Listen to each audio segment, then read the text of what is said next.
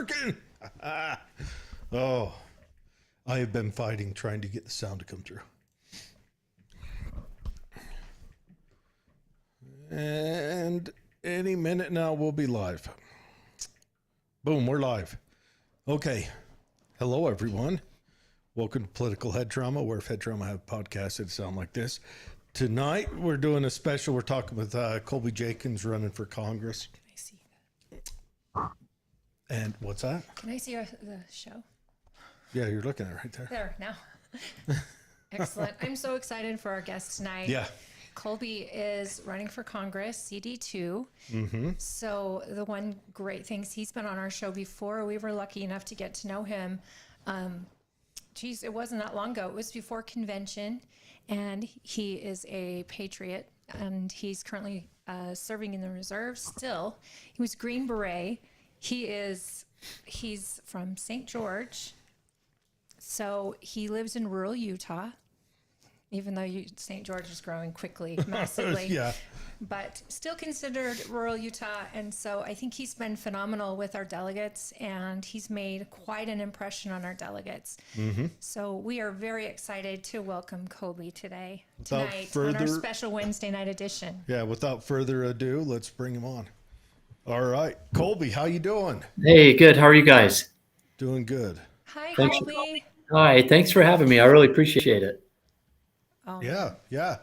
So, you had a good showing at the convention. Yeah. It was an incredible day. I mean, to win by 14 points and to have Senator Mike Lee standing shoulder to shoulder with me was awesome. And that so, was pretty incredible. Yeah, we were just barely over 2 points away from getting 60% and being done with this. And what was kind of sad is later, I guess we learned from some of the data that there had been a certain number of delegates who had credentialed in the morning but didn't vote because they had left. Because Oh, I don't know no. if you guys were there, it went till forever.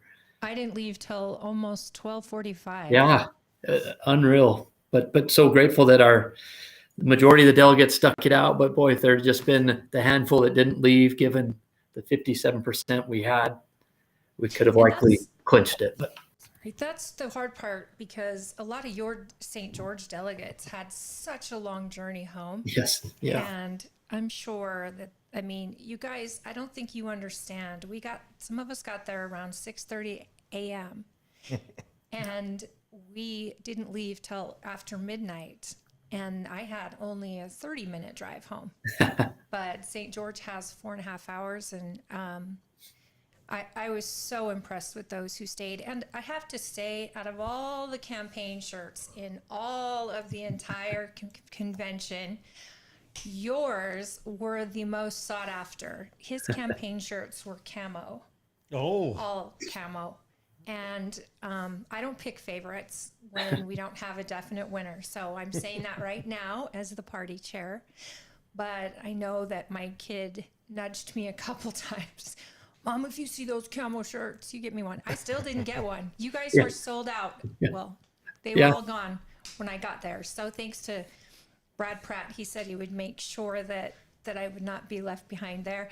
Nice. Now, I do want to mention, you have been here in Tooele County on numerous occasions meeting with people at the Pratt's residence, and you'll be here Friday. yes, yep. This Friday at 6:30 p.m. at Brad and Kay's home, the Pratts. I guess I could give their address, or if people know where that is. We'd love to. Absolutely, and I will be sharing. I'll be sharing that the Kay send me the announcement, so I'll share that on our page as well. But you guys, if you're from Davis County, I think it's worth the drive. We're not that far away. We're 40 minutes, and I think if you are trying to decide on a candidate, get in front of all of them, especially when they're in our county and they're in our county this much. I really, my hat's off to you, because that is a lot of work for you. Well, thank you. Yeah. Campaigning thing. My wife will be with me too. We're going to be in Delta tomorrow night. And then Tooele with you guys Friday. Then we'll be in Bountiful Saturday morning. And then I'm the Grand Marshal at the Monster Truck Rally Saturday night back here in St. George and Hurricane. And so we're, 13 counties and I have some breaking news to share with you guys that happened about 2 hours ago on the Rod Arquette show. Yeah. So we haven't even been able to push it out just yet because it's still coming in. But breaking news on breaking political news. head trauma. So we've been working for a couple of days with Vivek Ramaswamy and his team.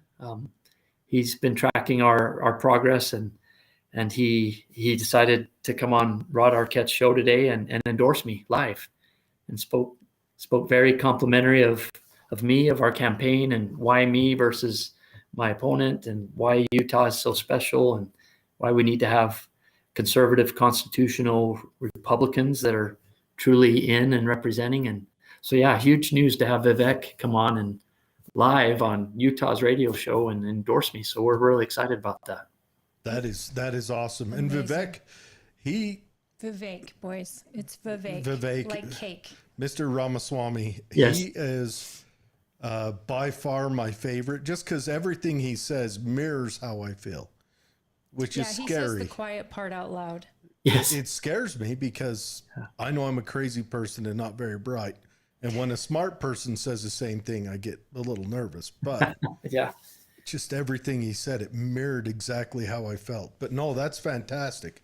Congratulations. And let's take a few minutes and rehash why you decided to throw your hat in the ring. What has motivated you to want to represent Utah in our Congress? Yeah, well, thank you. And it begins with I'm a Utah native. I was born and raised in Roosevelt, Utah, the Uinta Basin, and my family homesteaded there. We go back generations here in Utah. And 31 years ago today, actually, well, that's when I graduated, but 31 years ago, I left the Uinta Basin to go to West Point and the military academy. And that launched me into a career of service. And I swore an oath to support and defend the Constitution then 31 years ago. And no one has ever relieved me of that oath, nor will they. I continue to serve in defense of our Constitution. And so that launched me on a career path to become a Green Beret, where I served in combat and led a Special Forces A team in combat in Afghanistan first, and then in other areas. Coming out of combat, and this gets me to why I'm serving, just to understand the why. Coming out of combat, my command sent me to Washington, D.C. to a different battlefield where I became uglier battlefield. Yes. Yeah.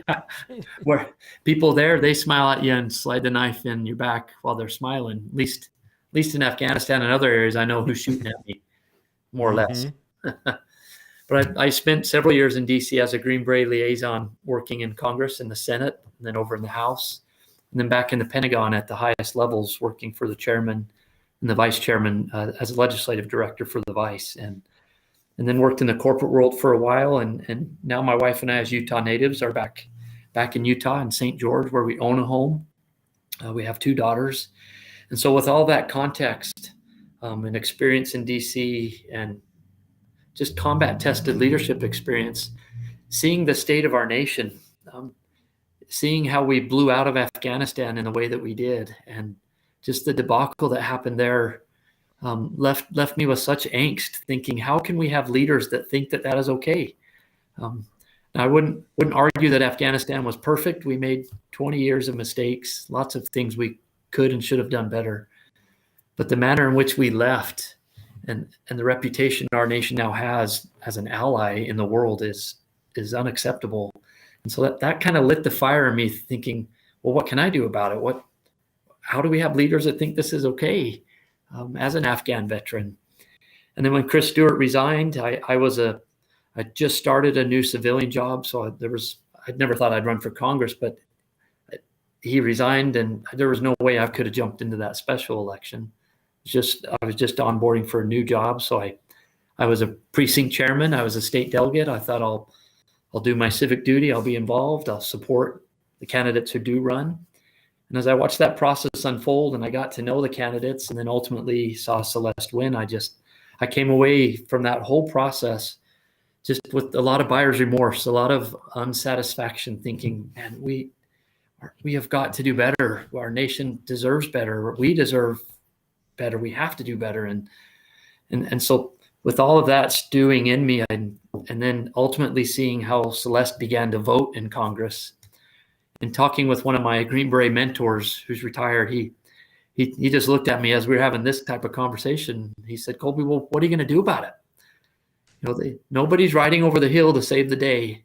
You're a combat veteran, Green Beret. You've led troops in combat. You've bled for this nation. So what are you going to do about it? And I said, well, I guess I'm running for Congress. And he said, yeah, you're damn right you are. And so that was kind of the impetus to get me in the seat. And I filed as an exploratory candidate last fall just to test the waters, to see if the response would be well. And it was tremendous. We were able to raise funds. I got a lot of positive support, people who felt like me coming out of last summer's process. And so I officially filed in January once I could, and we haven't looked back. That very good. I imagine that's scary proposition when you think, am I really doing this? Yes. After you go and file, you go to bed that night and toss and turn. Totally. So let's say you win the seat. What are you going to do? How are you going to proceed into Congress and represent Utah? What do you want to give back to Utah when you get there? What will you change? How will you vote or function? Well, without a doubt, the number one priority I've heard across the district, the 13 counties, is close the border. What are you going to do to close and secure the border? And so that's my first priority. Next to building my A team, building my own team to make sure we can function and work efficiently for you, my employers. The next priority is, what can I do to clear legislative obstacles for President Trump and his administration so that he can close the border, so that we as Congress can fund that and make sure that we close and secure the border. We all want legal immigration. We all want that. Our nation depends on that. But we can't continue to have what we have now. And so that would be my first priority. Priority 1A, if you will, would be, how can I now, with the Trump administration, get between the federal government overreach and our water and land? Our district, as you well know, water and land is critical to the functioning of our district. And right now we're at odds with the Biden administration. And the county commissioners that I meet with that are supporting me, just praying, that counting the days until we flip that. We get a new BLM director, new EPA, the whole attitude about water and land will change. And guess who's going to be their number one friend? Me. Me. Well, So, Colby, this is something I don't think people realize. Am I really loud to you? No, you're not. Okay. It's I'm our loud to it's me. our sound in here. So the one thing I don't think people realize, and I think we talked about this on the show when you were on last time, but Congress people go there not necessarily just to represent their district. I mean, they are the purse for the United States government. And so their job isn't necessarily to get goodies for their district. And for those of us that are conservatives saying, hey, let's turn it off, let's stop the spending, that may mean we may lose some of those goodies that our congressmen and women are doing for us as counties, as states. The senators may not be able to get funding for their state on these issues, but across the board, if we were to shut that sieve off, close our border, and actually focus more on our constitutional rights as a nation that we've watched just get trampled, I think that people need to understand, our local House leaders, state leaders, our state Senate, those guys are the ones that are supposed to get for us and what our county and what we need. But we elect you to go there with 3 others to represent Utah values, which are constitutional values, I hope, and conservative values, I hope. And, you're talking about Utah's lands, you're talking about our district's lands, but it's probably lands in California, lands in Oregon, lands all over the Western United States that the federal government owns and takes over. And we need our, just what you said, we need our protection, our constitutional protection, and the job that our military is actually for is to protect us, the Americans. And we need to make sure that the government is doing their job at protecting American liberties and protecting American borders. So that's something I really love, that you're focusing on, the right commander in chief gets in office where we can actually turn things around. But as a Congress, you're prepared to support that commander in chief because he's saying America first principles, and he's saying Constitution comes back and stop using the word democracy because we're not a democracy. Mike Lee is someone I value highly. And I appreciate the fact that if he doesn't vote on a bill, Utah may not get something out of it, but he also knows it's not a constitutional bill and it's actually taking freedom from us. And so I would like to discuss that with you and your thoughts, because we're seeing our Congress get these bills just this thick. And a lot inside those bills are trampling on the very thing we're sending you there to go and protect. Yes, ma'am. Yeah, about so much incredible insight, things to unpack there. I agree. And some huge contrast between me and my opponent, Celeste Malloy, on those points. An interesting thing about, and I'm so glad you highlighted that, you hire us, the 4 representatives from Utah, to go back and to limit government, to control spending, to make sure we have national security that's actually worthy of our nation. But we have 4 representatives doing that. And guess what's been happening? Those 4 have literally been canceling each other out. We've had 2 vote for the Chuck Schumer, Joe Biden omnibus packages, and we've had 2 vote against it. We had 2 vote to say that you can't have warrantless wiretapping. The government must have a warrant if they're going to look at U.S. person data. We've had 2 vote for it and 2 vote against it. So those 4 are only 4 representatives who oddly enough just continue to circle each other, have essentially made themselves irrelevant on those critical issues of spending, individual liberty. To say that it's okay to allow the government, and this is a separate issue, FISA, we could talk about, to look at U.S. person data without a warrant because we've given them more rules now. We've reformed it. Now they're going to be more obedient. That's not okay. That's why we have the 4th Amendment. We have an amendment that goes back to our founding fathers, and that's one reason why Senator Lee looked at me and the contrast and said, "This is not okay." Our Utah delegation is canceling each other out. They've become irrelevant on key issues. We need someone who's fought for this nation and who will fight for the Constitution, and those are areas that to your main point there, people who voted for the omnibus package that you're citing, there were 2 omnibus packages earlier this year. Normally we should have 12 individual appropriations bills. If we were in regular order, if we actually had leadership that could do that in the House, 12 bills, but that doesn't happen. So what do? They stack them this year into 2 packages of 6, thousands of pages thrust on the members' desks at the last minute, right before a recess. And what did the members do? Rubber stamp, and we'll worry about it later. But in this last, more than that, they whip each other into voting for it because it's got these huge stars behind major points that are valuable to all of us. And they say, look, you've got to do this to, you have to vote for this to get this. Yes. And there needs to be reform there. Just on that topic alone, we need to have 1-page bills or 1-topic bills that you are accountable for each individual vote rather than thousands of pages where you have to decipher and make a decision in the final hour on what to vote. You should like Mike Lee does. He's like, if I can't read the bill, if I can't understand the bill, if the ink's not dry and they're making us vote on something, I just vote against it. Yes. Because I'm not doing it justice. Well, that's simple and it's really smart. Yeah. Because you don't know what you're giving away. Yeah. He was here this Monday here in St. George with me. We had a town hall on Memorial Day afternoon.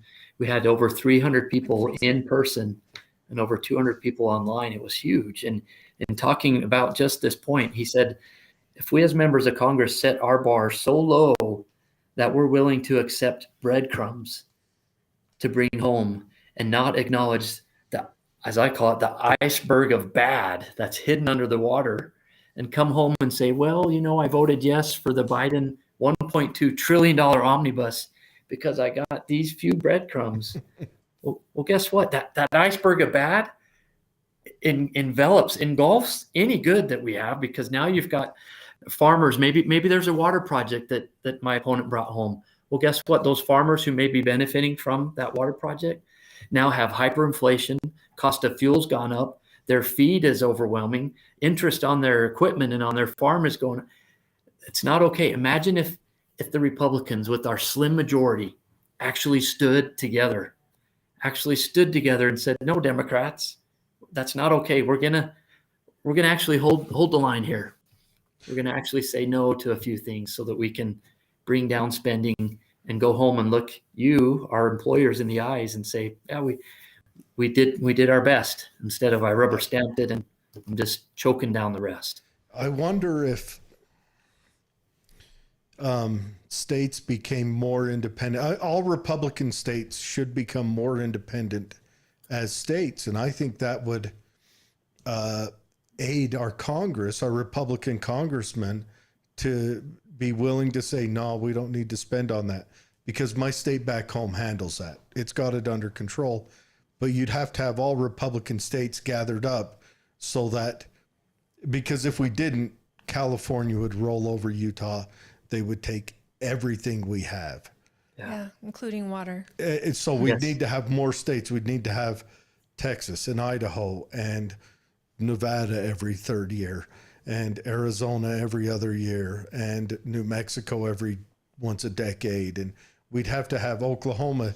We'd have to have them stand together so that different states, so that Texas could so that the conservative states could face down California, because otherwise California would strip mine Utah in a matter of a week, and they would put us out on the street, because we know California likes it when people live on the streets.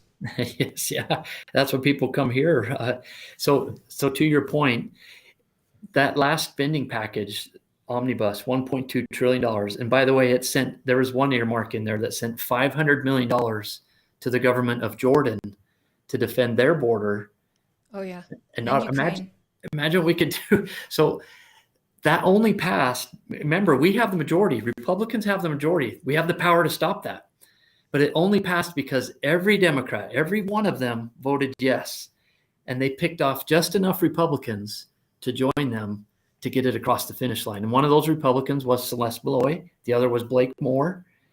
And then our other two Utah Republicans voted against it. So there again, they canceled each other out. The bill passes. The majority of Republicans said no, but Celeste and others voted yes. And guess what? You're hiring me to not do that. I would not do that. That's not why you're hiring me to do. Yeah, it's a tough thing, and our head of Congress, he was all for it too, and it does seem. I guess if I look at it geopolitically, I understand why our nation wants to flood other countries with the dollar, because the dollar's under threat like it's never been in the past, 70 years that it's been since Bretton Woods. And so they flood other nations with it. And that makes Jordan less likely to want to jump on to, say, the BRICS idea. Yeah. But at what cost? I wonder, what's the end game? We're $43 trillion in debt. Someone put those numbers together for me. 43 trillion is, what did they say? It's 2,000 seconds before Jesus was born. Oh no, I don't think so. I think it's way more than that. But seconds. Trillions. Yeah, seconds. But anyways, I think they told you billions, because that's just to put the numbers together in your head. Yeah. Seconds. And I'm like, people can even fathom what trillions is. Yeah. And so what's the end game on that? It's way more stars than are in the sky. Yeah. What's the end game? Senator Lee had a good example on Monday when he was speaking to we had a crowd of 300 people in 3 different rooms we overflowed into. And he noted that when he was first elected in 2010, the deficit was roughly 13 trillion. And right now it's at 35 trillion. And he's been in 14 years. And we wonder why. because we have there's an endorsement video that Senator Rand Paul did for me, and he said Republicans, it's Democrats aren't just the problem, it's Republicans. Oh We yeah. need I was just we need gonna good mention Republicans. We need good com- Republicans, people who actually Tom- are Republicans. Tim O'Connor made a comment on our page that says Republicans are complicit. Yes. And he's absolutely right, because we have not been able to decipher between Republican and Democrat. And this isn't just our current electeds. This is going on now for decades, where Yeah. you can't tell the red and blue side. They're so purple there that Republicans are complicit in this spending, either by voting for it or just turning the other, the other And I want to throw a shout out to Tim. Tim is a libertarian behind enemy lines in the great state of New York. Nice. Poor guy. He's deep in it. Yeah, but you saw how Trump's turnout in the great state of New York went. Yeah. Well, he's in upstate, but yeah, it is sad. The Republicans haven't had a good showing since Eisenhower. That's a lot to chew on. A matter of fact, the best showing since Eisenhower was the Democrats. Well, the Republican Talking about Congress Congress? and the Democrat president under Bill Clinton. Oh, with Newt Gingrich and kind of the Tea That was Party. the last time. That's the last time we ran without a deficit, and our deficit to GDP is 150%. I mean, that's if you did that in your home, you would get telemarketers calling saying, "Hey, you want to combine your debt?" Yeah. Get another credit card. Yeah. It's true. And many Americans, unfortunately, are experiencing that right now in their homes Yes. because of the state of the nation. And that's insane. And so, I deeply appreciate working with Celeste. I need to, say that I appreciate she's here. She's hands-on. She's great at those things. As a new congressperson, I know that there's probably so much we don't know when you get there. And I'm curious. Like the rest of the Zapruder film. You don't know I'm that. curious, what do you do? How you're one person out of 485, I think. And 35, yeah. you're one person out of 4 in the state of Utah. How do you rally? Because we have the advantage right now, but it is so, I hope the scales are tipped big time in November, but it's how do you rally everyone to get on the same page? Yeah. So to your first comment, it reminds me of, and I'll just make the disclaimer too. I actually worked in Washington, D.C. for 9 years. I worked the National Defense Authorization Act. This is not my first rodeo. So when it comes to, hey, maybe she just doesn't know what's going on or this, that, no, I'm not offering contrast uninformed, if you will. This is not, I'm familiar with how the process works, how congressmen and staff have the ability to vote yes or no, have influence before it even gets to that actually point. worked on many bills, right? Oh, yes. Yeah. The Like National many. Defense Authorization Act is perhaps one of the biggest bills that passes every year. And yeah, I've worked in some way, shape, or form with that. And then the other thing to your comment, it reminds me of what I heard in combat often. I was in a helicopter that was shot down. I've had soldiers that have saved my life. I've been in a lot of different crazy situations and as a Green Beret, special operations, and coming out of those, as the commander, one of my responsibilities is to officially recognize my soldiers, write them up for awards, for citations. I would argue I have a soldier who's probably at least a Silver Star, if not more, who saved my life. And as I would engage in that exercise with my leadership, I had a sergeant major who would say, hey, Captain Jenkins, yeah, I hear you, but didn't he just do his job? Why does he need a ribbon for doing his job? And so I reference that because of course I'm going to fight for our water and land. Of course I'm going to show up. That's our job.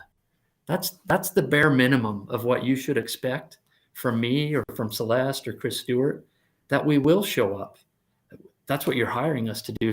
So nobody gets a ribbon or a pat on the back for that. That's the bare minimum you should expect from us.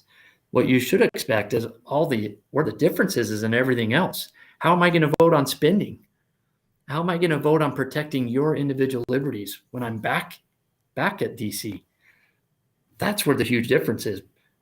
Protecting our water and land, showing up, there's a difference in standing up. You're going to have me show up, but I'm also going to stand up for our Constitution and for the things we were talking about, spending and so forth. But how does one person do that? Yeah. How does one person do that? You be one person. You be a voice. Because where there's one person standing up, there will soon be two. There will be three. And I've been saying this over and over on the campaign trail. And I had someone at the state convention when Senator Lee was standing by me at my booth and we were talking. This delegate came up to me and he said, Colby, you've been saying this, that you'd be one voice and then there would be two, then there would be three. And he said, and he looked at me and Senator Lee and he said, that one voice is now two. And those are two powerful voices for Utah.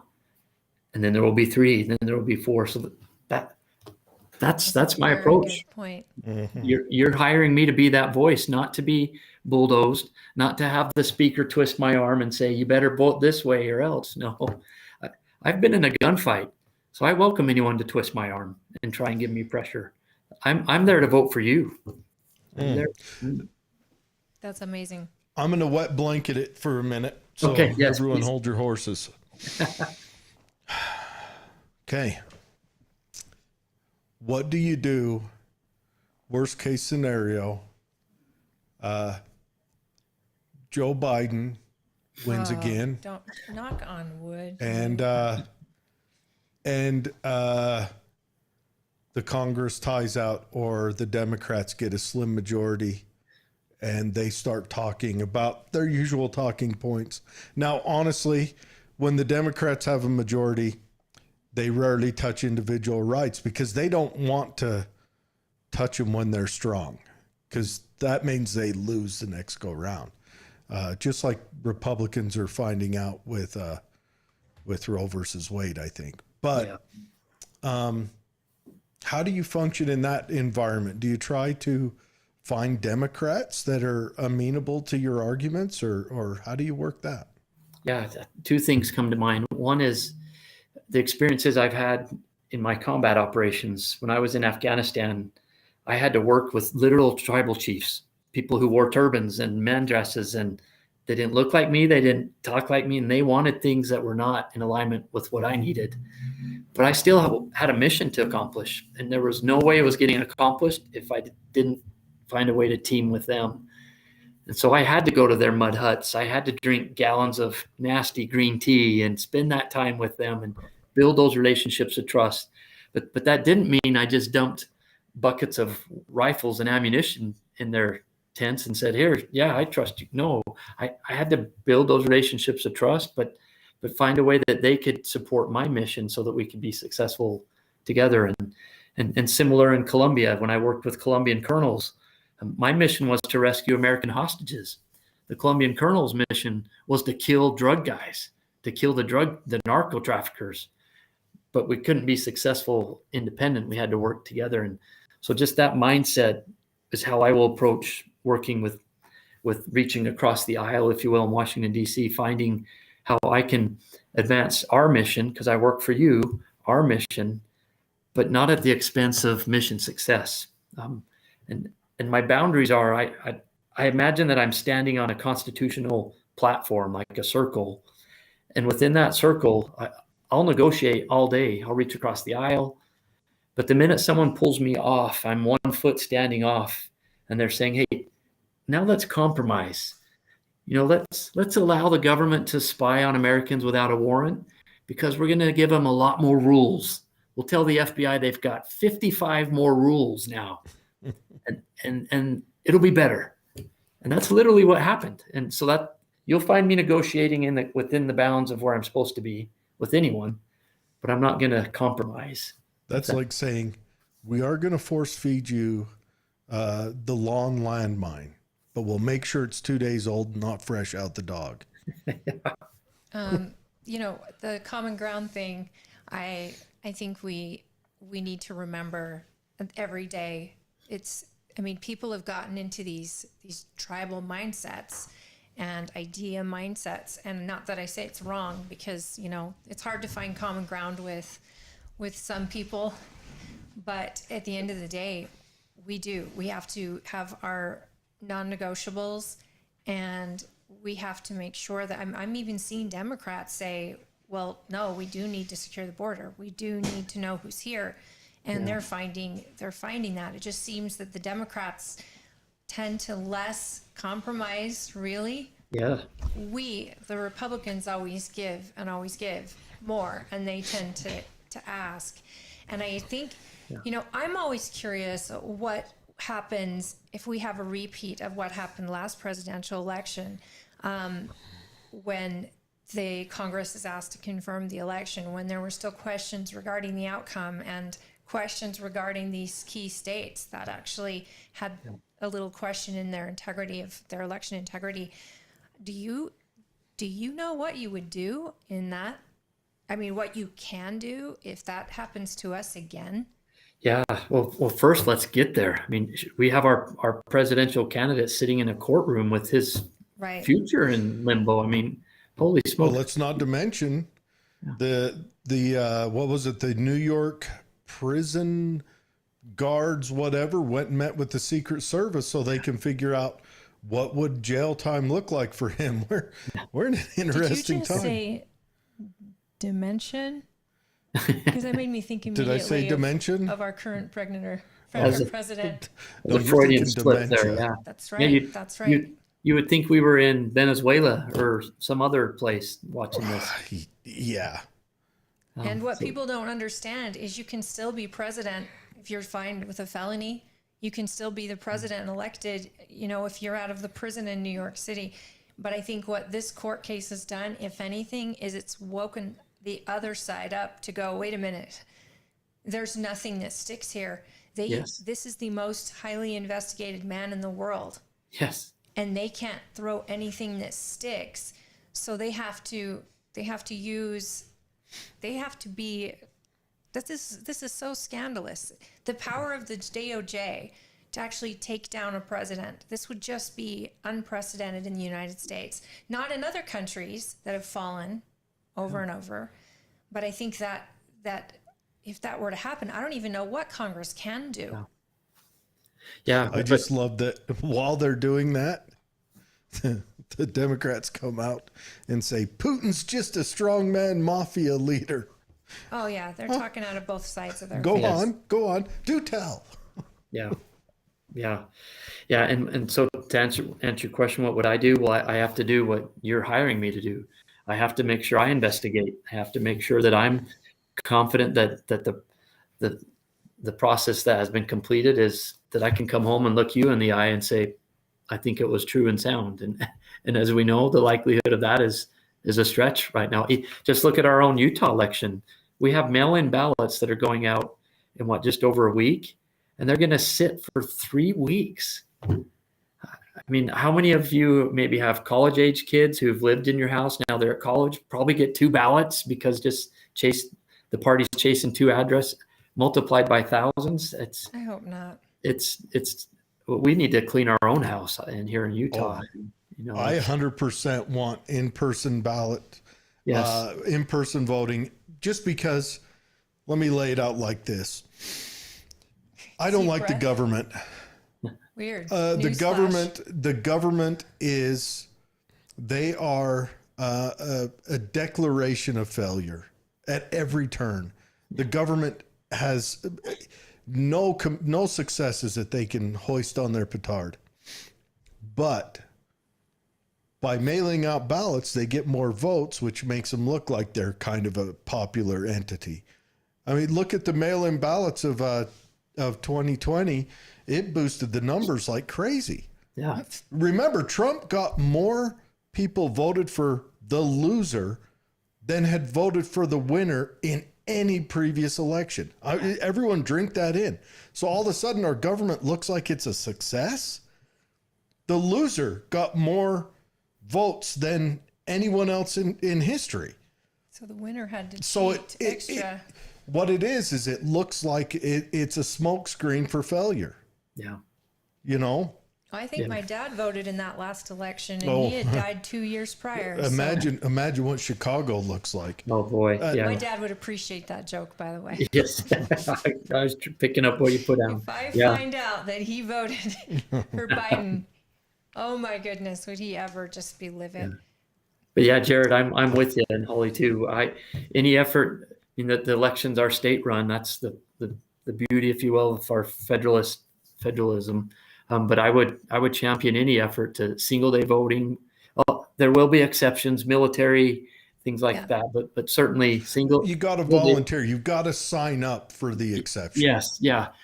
ID, not just a driver's license, but proof of citizenship. And Senator Lee's working on that now with others, because there are states where you can get a driver's license without being a legal resident. Yeah, they're called blue states. Well, you should have to go down to your county clerk, and say, I want to have a special circumstance for my vote. Either I'm going to be somewhere else, or I won't be available, and then the arrangements will be made. Either you get a mail-in ballot, or the military runs it. You get a ballot overseas, whatever. But I would like to see more of that. And I'd like to see our elections go back down to where they deserve to be, where 8% of the population votes. Because I don't vote because I recognize it hasn't done any good. Not once has it been good. Maybe you can't give up. Maybe one day it will, but I'm a middle-aged man now. That's a lot to drink in. Here's the thing people forget, though. You're right.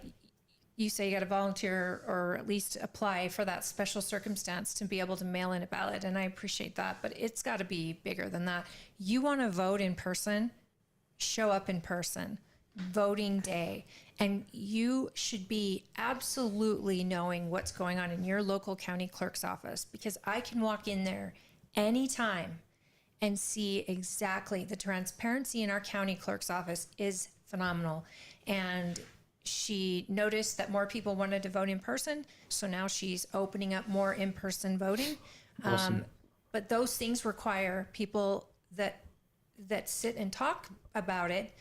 But those people maybe need to apply to be a ballot worker, a poll worker, or to gather ballots and work for the county. All these things take people being vested and actually vested interest in their government. And I hope that citizens will sleep at night and know their elections are secure because they actually have done the research on their elections happening in their county. And if they don't feel like they're getting heard, or if they don't feel like they're transparent or secure, then they are making noise, not just for you, the candidate, but for themselves.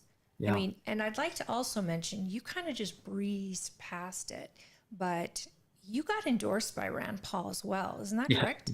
Yeah, I met with him in person, and I did a lot of studying, a lot of preparation, and it wasn't just a casual conversation. It was Rand Paul in person, and I just picture him turning a lamp on you. Yeah. He's got like a folder he lays out, taking a lot of notes. Yeah, he was very. That's a huge endorsement. That is, Rand Paul, Mike Lee, Thomas Massey, those guys go a long way in my book. And another one that we haven't advertised really, but Rick Scott from Florida endorsed me, and he's could very well be the next Republican leader of the Senate. And if you look at his background and what he's already said, how he wants to change leadership in the Senate, it's a tremendous endorsement and tremendous leadership. And then on the House side, the House Freedom Fund, which endorsed me against an incumbent Republican. They see the difference, and they're on the leading edge of defending our Constitution and standing up against spending and stuff like that. So, yeah, it's a big one. It feels like we're a runaway right now, like we're midway through the Weimar Republic, watching him inflate money. And I'm going to say it right now, the Republicans are not innocent on our inflation, including our previous president. Easy now. Easy. It's just a fact. None of them are innocent. The Our power of the government- purse is with Congress, though, too. You have to remember Exactly. Our government as a whole has devalued our currency. We are in inflation not because Putin invaded Ukraine and wants to kick Zelensky in the brown eye, not because of anything in the Middle East. We're overinflated because of our reaction to COVID. And the world supply lines are very tenable because of our reaction Well, to our COVID. government has been so involved in our economy, and so is the Fed, that it's actually been. It's not just the prior administration or even this one. This is a slow leak that's becoming. It's becoming a fall that we've got to shut off. Yeah, everyone should go and watch Calvin Coolidge's address about the 1920 collapse or 21 collapse. It was a bigger collapse than the collapse that led to the Great Depression. And his address is the government's job is not to guide or rescue the economy or something like that. He said the government's job is to let the economy do that for itself. Yeah, Let the the free market. prevail. Rand Paul, you're speaking Rand Paul right there for sure. Exactly. And I really love Rand Paul. I think he's an exceptional human. And, I saw the Libertarian Convention. Oh, and boy. Trump was there. We don't need to dog the And- libertarians tonight. No, It's early. They're licking their wounds. They actually came out and, they wanted to talk to Trump about Fauci and the fact that he should be in jail.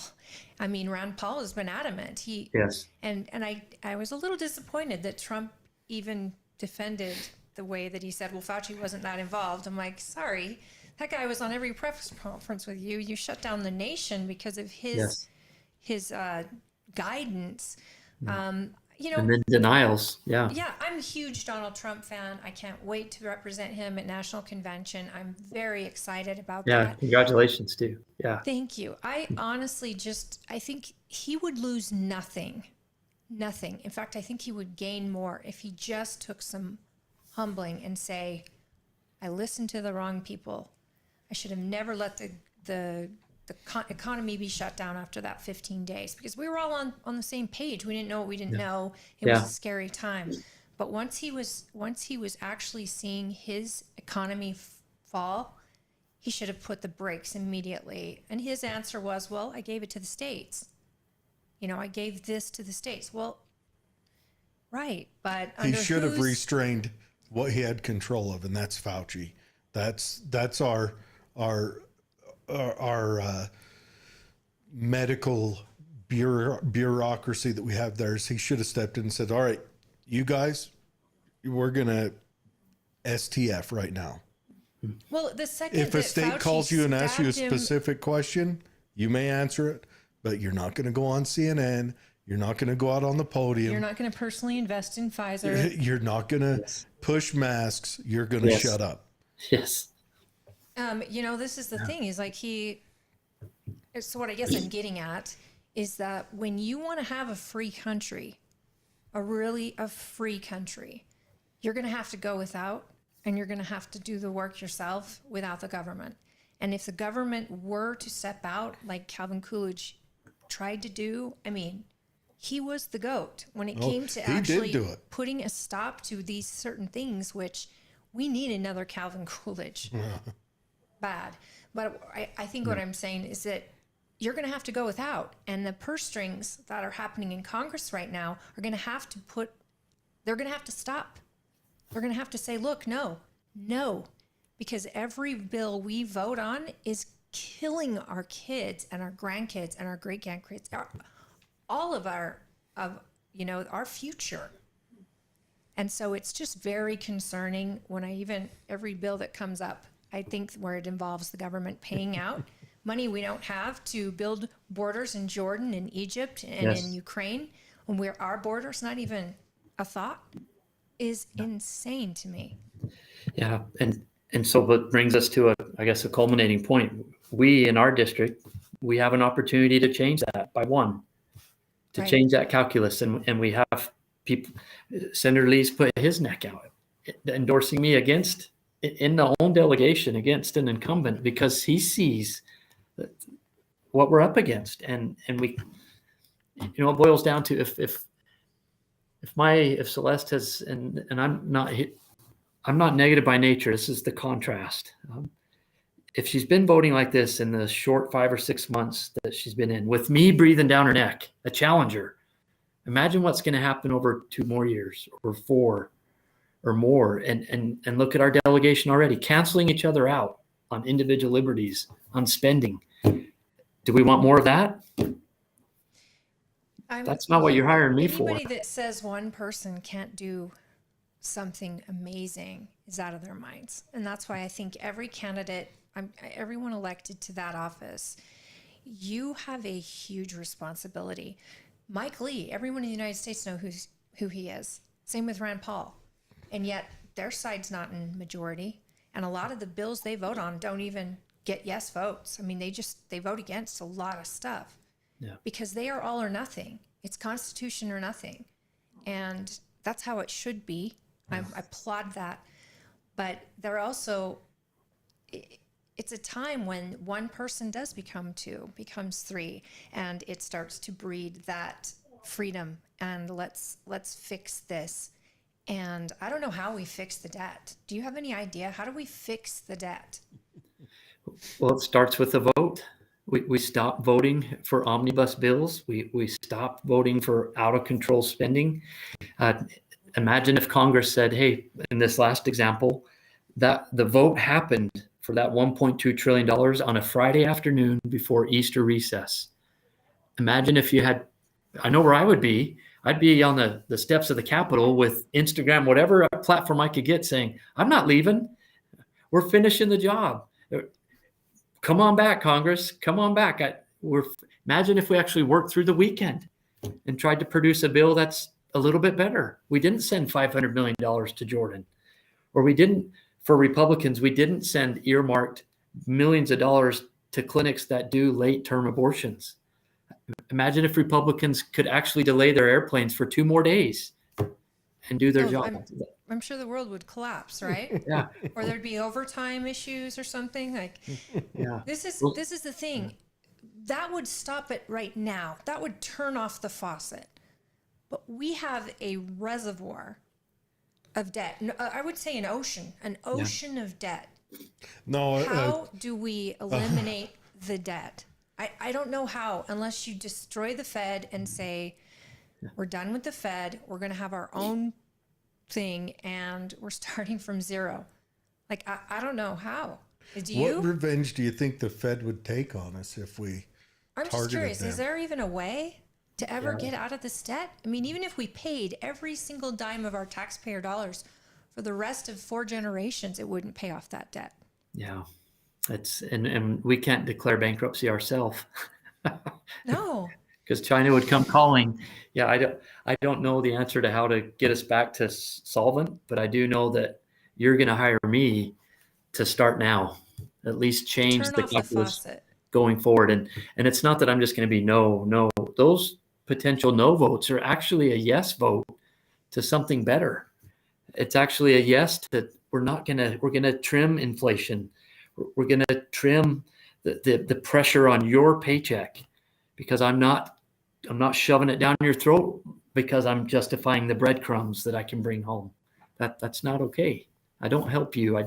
And that's kind of the frustration I feel on the trail from people who say, well, my Celeste shows up, she gets us this, she knows the issues. Well, yeah, that's the bare minimum of the job. Of course, I'm going to fight for water and land, but let's talk about everything else.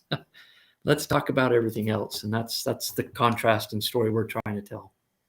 So you come from, obviously, I mean, the fact that we're the same age just blows my mind. I'm just still amazed by that. You're 31 too? You're so grown up. You're 28. so mature. Yeah. Couple 28-year-olds. That's right. Yeah. And a middle-aged man. I think that there is something to be said about having a spine. Now, I know you worked in the Pentagon, and so I'll just play devil's advocate. People say, well, you're going to be in the military complex. You're going to vote for military spending bills. I'm sure you've heard that or been accused of that. Do you think there's any relevancy to that? I mean, we have to have a strong military, but do we have to have it all over the world? Can we have it, Afghanistan was a bust.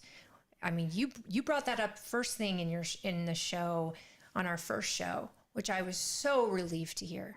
Yes, the military makes mistakes. Commander-in-Chief was the job there. And then you brought it up again in this show, which I love. I don't want anyone ever to forget about the pullout of Afghanistan. Well, I have no issue with the way our military conducted themselves in Afghanistan or Iraq. No, of course not. I have a severe issue with our leadership deciding that we need to go in and topple all of Afghanistan because Afghanistan, barely a country, it essentially is two cities because they were perceived to be harboring the bad guys. We could have went in, rolled the bad guys, and got out of there before lunch, and the Taliban wouldn't have known. Yeah, and Iraq. We have to rebuild it. That's our whole thing. The complex doesn't work if we don't rebuild nations after we destroy them. And what are we setting up to do in Ukraine right now? Yeah, and It's so true. two things, Holly, to answer your question. I've actually seen how the sausage gets made in the Pentagon. I've been in the bowels of that bloat, that bureaucracy. And so and I'm not saying I'm the expert, but imagine me now sitting on this side of the dais looking at the military witnesses where I used to sit and hearing their answers and their justifications or their Heisman. Well, we don't know that. We'll get back to you. Imagine me now saying, no, I don't think so. You have 1.2 million people that work for you, Mr. Secretary or General so-and-so or Admiral so-and-so. I'll be in your office for lunch Friday, and let's have that answer then. Or no, that's not okay. Or yes, it is okay. I agree. That's a great response. And then the second point is my youngest daughter is now at West Point. Right. And in less than 2 years, she'll be graduating and she'll be a young lieutenant stepping into the Army. And so I have personal skin in the game, making sure that the military gets it right, that there is accountability, that my daughter will go where she's signed up to go. But heaven help me if she goes to Ukraine and dies while the French and the Germans and NATO could care less. Those are things that are going to be weighing into my decisions in holding the military industrial complex accountable. Yeah, Ukraine is a heavy spot for me because, well, they've already experienced it. Ukraine has lost a generation of young men. Yeah. So is Russia. Russia hasn't lost near what Ukraine has. Ukraine has experienced something that very few, and only World War I was the only experience on this level that other nations have felt in modern times, where they lost a whole generation, cities have lost a whole graduating class, like everyone. And Ukraine is feeling that now. And I'm afraid we're going to see some things out of Ukraine in the future that's going to be. I wanted to also bring up, again, devil's advocate, because I hear people talk. And so I said, look, if you think that, I'm going to ask him. So let's get into the next one. I don't think a lot of people know that you were basically drafted by Google to be a commander and help bring teams together, teams to work together in a tech world where you have all sorts of personalities coming together.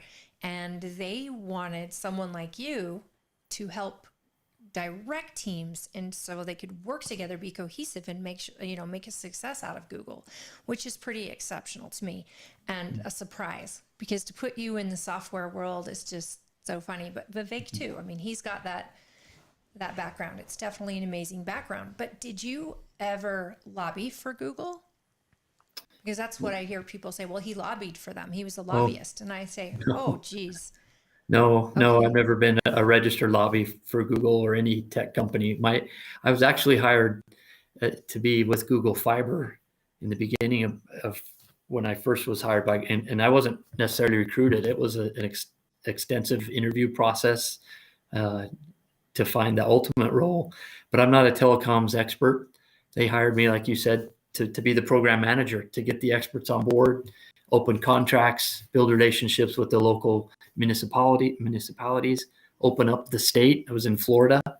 And then Google decided we don't want to build the internet, at least in these exploratory markets. And so I actually lost my job 10 months into it.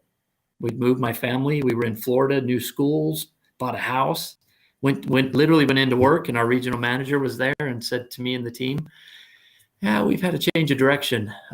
We're shutting down Florida. Oh, okay. But to their credit, they gave us plenty of runway, and I was able to interview again and find another job that put me in people operations, where I was able to help new product teams as they were trying to stand up teams, help understand the type of expertise that was needed for that given product, how the recruiting pipeline is working, and then to help those new leaders build the teams. How do the personalities fit together? What are basics of team building?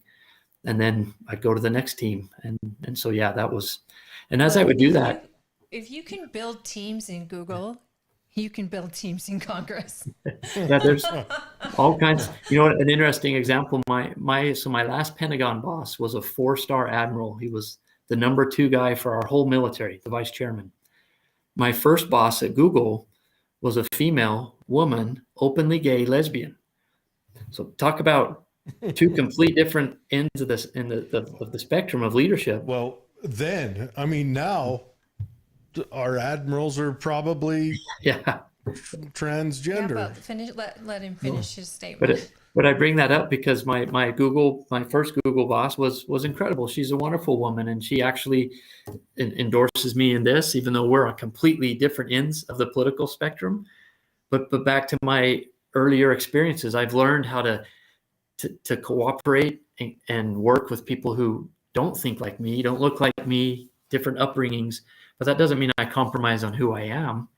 I can learn how to advance my mission success and build a team along the way. And so you don't ask her to compromise who she is. Yeah. That's the beauty of it. Both of you get to be who you are and find your strengths in order to make a successful end game. And that's, again, I picture Google and any tech business as just being an HR nightmare. For anyone who goes in, it's terrifying to me. I think I have nightmares about waking up and working in like Google or something. Yeah, you got to make the Zims and the Zats work together. I just don't have that much time to even memorize new grammar. But I think that it's also a testament to the cesspool that is in DC. So all of them have good intentions, I assume. I don't think there are people out in the Congress that are just... Well, a lot of them have selfish motivations, I'm sure, but the people they represent are expecting them to do a job. Just like Google is expecting these different personalities to do this job to make this a success.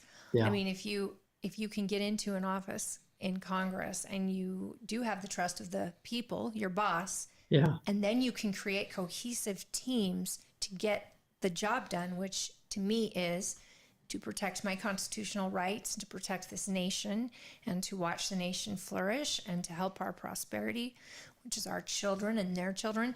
I mean, if you can all get on the same page there because you just have strong leadership and people who respect each other, I think that we could get a lot of stuff turned around. What if, I think it's been blaringly obvious that Citizens United has destroyed this country. I think there was a study that came out of, was it Harvard, about 5 years ago, that they did a study comparatively on what the people want, how often they get what they want. And it's something ridiculous, like 28% of the time. And then what big corporations want, or the ultra wealthy, and they get what they want up in the 70% of the time, which therefore makes us an oligarchy by definition. Right. And Citizens United, I think, has perverted our system. And do you think there would be support across Congress to write a law that sets it so that only citizens, not unions, not big business, only citizens can donate it just to re-elections? Let the lobbying argument still happen, because I believe lobbying is something that we need, something that we want. We need that argument to still happen. But so that only citizens can donate to re-elections. And that way, maybe that would restrict at least those numbers that You mean whatever get rid of college found PACs? out. Could there be citizen Yeah, no, you PACs? get rid of PACs. It's PACs, only yeah. citizens, individual donations. Yeah. Be very telling. Yes, and realistically, no, that's not going to work right now, but it could work with the new class coming in.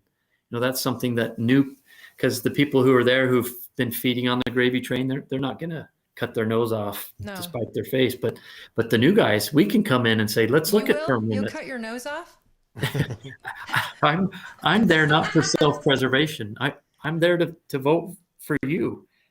I'm not a career. I'm an old soldier by heart. I'm not there to be a career 30-year politician. And I'm feeling the pain of that fundraising. I hate it. I'm not.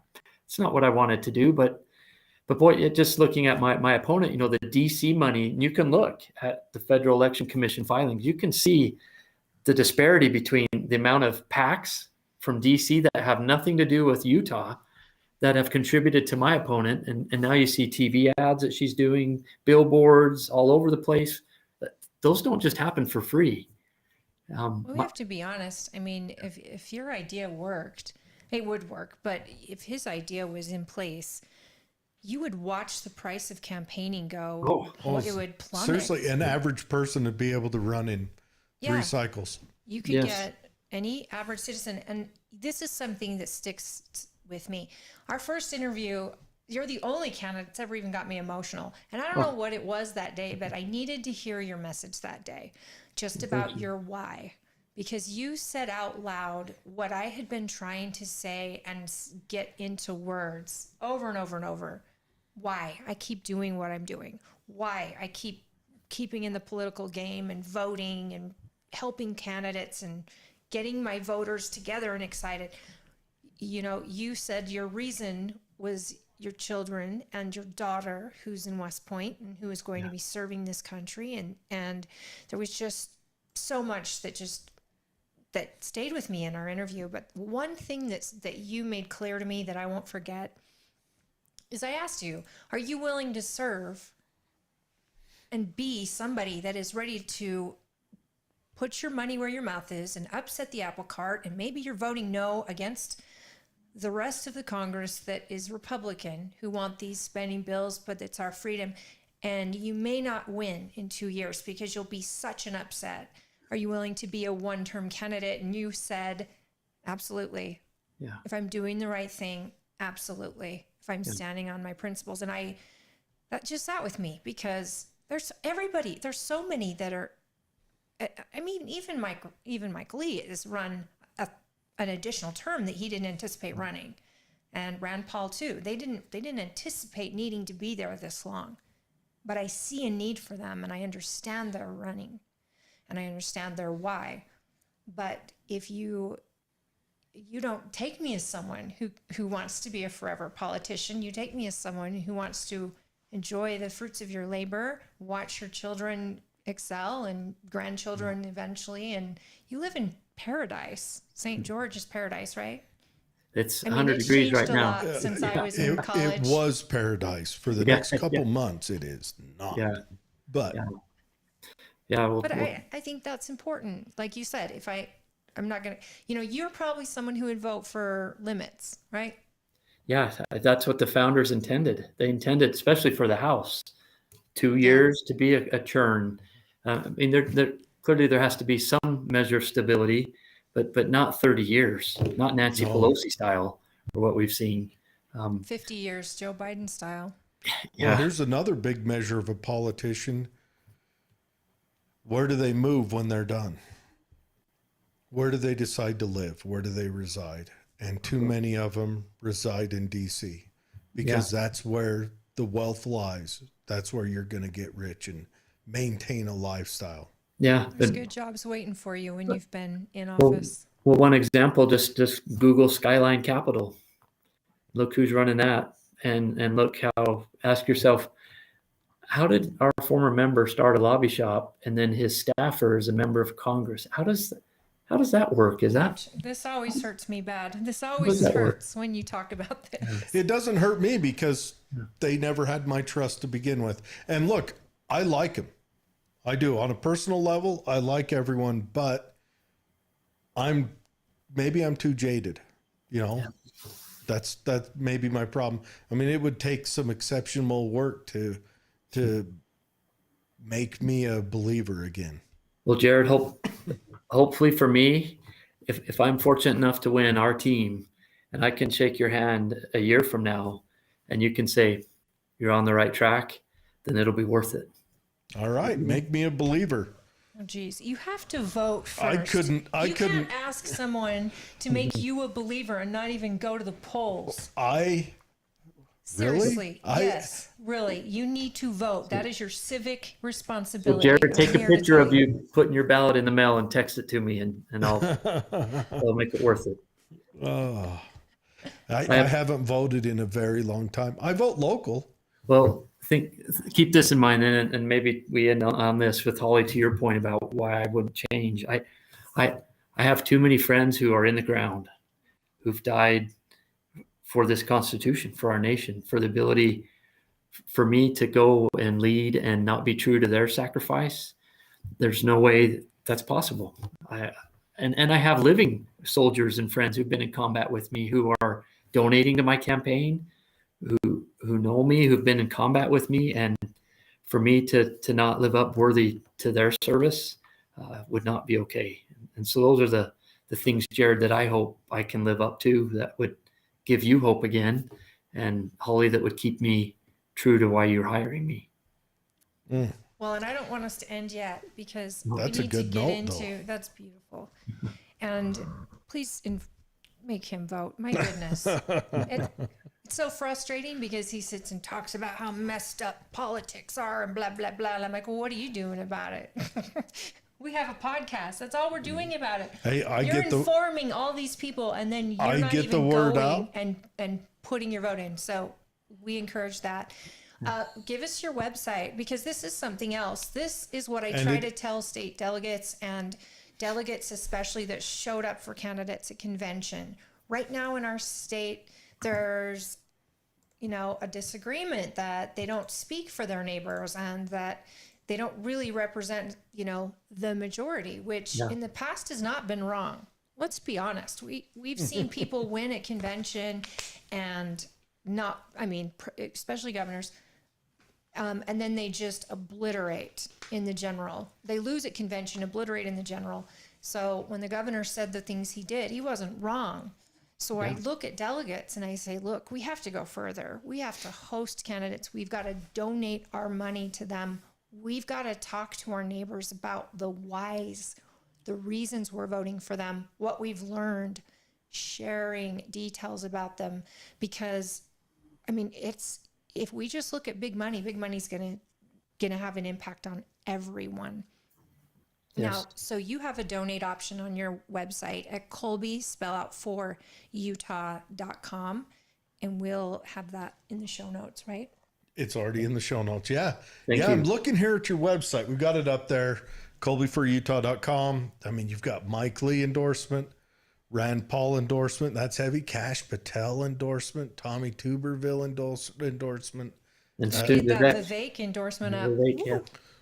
Yep. And most importantly, I have the endorsement of my family. Those three lovely ladies.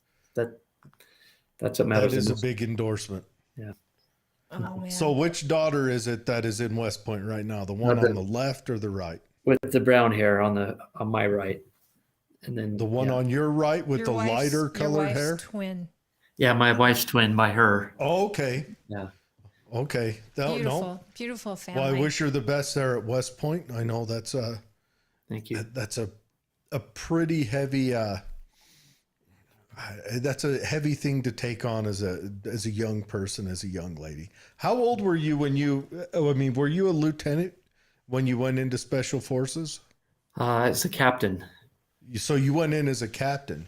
Yeah. People, a little bit older. We talked about this last time, but I don't think people realize you also went to West Point, but I don't think people realize getting into West Point is not easy. Yeah. You said there's 4,000 chosen? No, there's roughly about 13,000 that apply every year, and then that gets necked down to about 5,000 that get a congressional nomination, like their senator or congressman nominates them. But then from that 5,000, West Point chooses about 1,000 every year. See, do you guys realize that? And then they go through all these years and they're learning combat experience, college experience. They're learning how to be leaders and how to run missions. And How to wear that ring and just haze I don't the wear my younger ring. guys. No, it's such an exceptional for me school as a and veteran, honor. the exception is that you earn the cross arrows, and that's a tough course. That's a course that washes a lot of people out. I imagine it's equally as tough, or if not tougher, on the officer side. I think that's pretty awesome. Well, thank you. Thanks for your service too, Jared. I had easy time because nobody shot at us when I was in. Yeah, but you raised your hand. It takes us all to do that. So tell me, how many people are you gonna nominate if you become a congressman? You only get to do one, right? And is it gonna be your own kid? Yeah. I don't have any more to nominate, so Oh, she's in. your youngest. Yeah. But it depends on the year, really. There's kind of a quota of how many each state can have in, if I understand it correctly. And so you can nominate a pool of candidates, but then West Point may only pick so many based off of what the state has, I believe. But it's got to be an incredible honor to be nominated by someone in Congress that went to West Point themselves. Yeah, I'm personally excited to be involved in that process. Like my daughter she's the only girl from St. George, the city of St. George, to ever go to West Point. I'm the only from Duchesne County that's ever gone still. And that's because I had incredible people that helped me and believed in me. It's amazing. Yeah, and only 5 years ago, you just, that's really great to be 30 and a graduate of West Point. Just a few years ago. Yeah. With a child going to West Point. That's so awesome. I hope that people that really believe in your message, and you've been on our show before, and if you haven't seen the first one, we got a lot of time with Colby when we first started, and it was a great interview. We highly go back and watch that.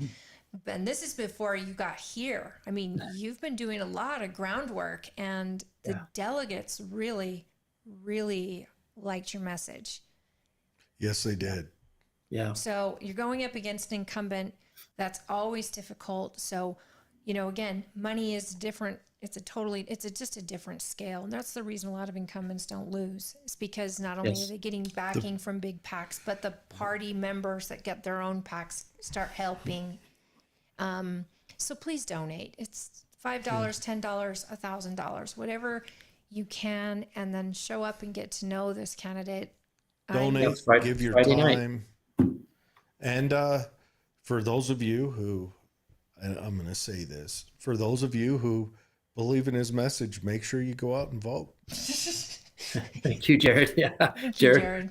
That was really deep. It's heartfelt. And came from down about here. I have yard signs of yours. Thank you. And I want to make sure that anybody who would like a yard sign, you can just private message me or put a message on here. We can give you the pickup options, where to get your signs.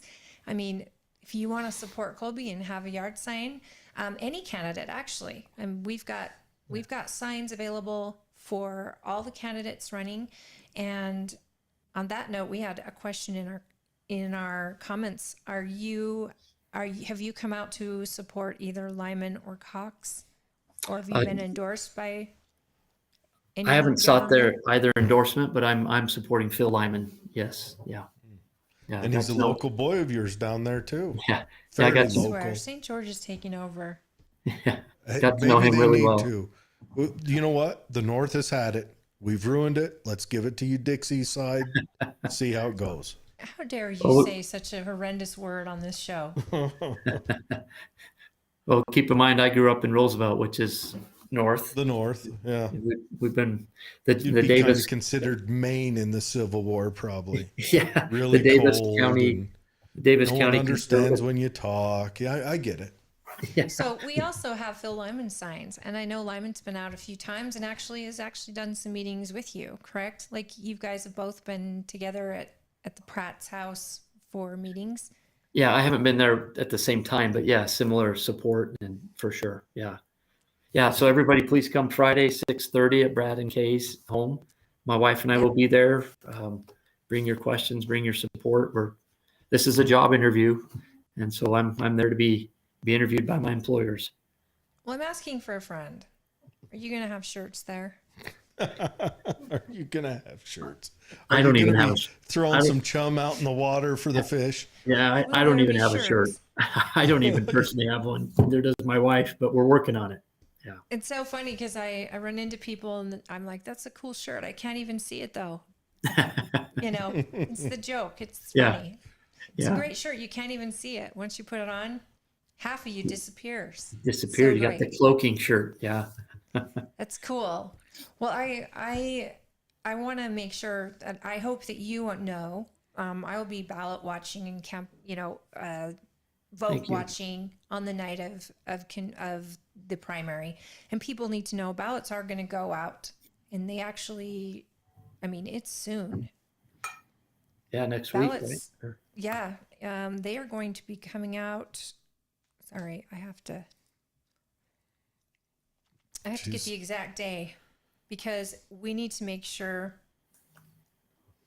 that everybody knows that you're going to be getting them in the mail first week of June. And so you will be able to please vote early. This is something as a party person that we are really trying to encourage. When you get your ballot, vote as soon as you get it. Turn it in. That is huge when it comes to getting our responses back quickly, kind of knowing, it gives us an idea of who in the county has voted, where we need to focus resources.